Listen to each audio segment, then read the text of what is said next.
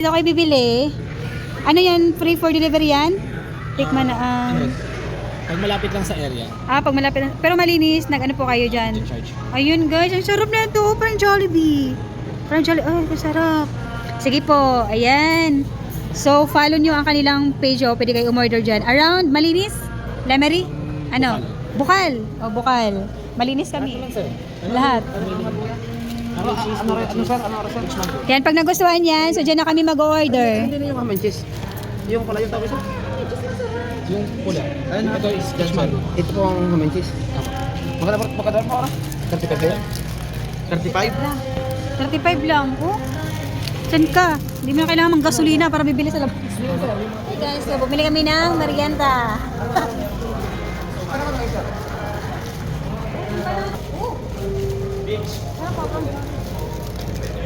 Ano masasama ko yun, Diyos?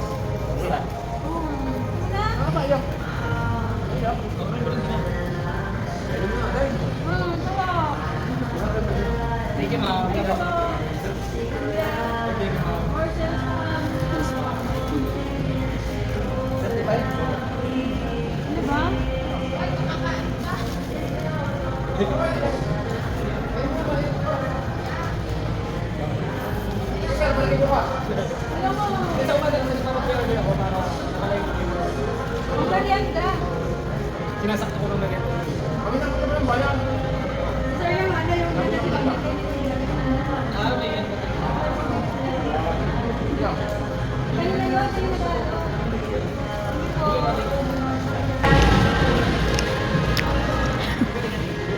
Sarap?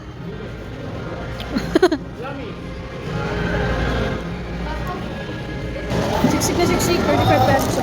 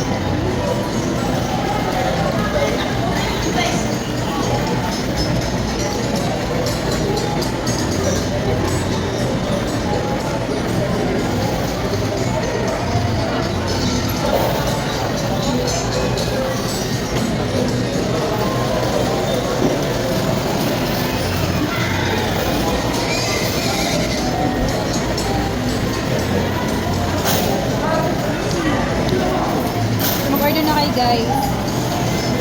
Yung page, pinakita sa akin kanina. Ano yung page? Sarap siya. So, post na agad. Sarap niya, no? 35 pesos only. Oh my God. Lamig. Sobrang lamig.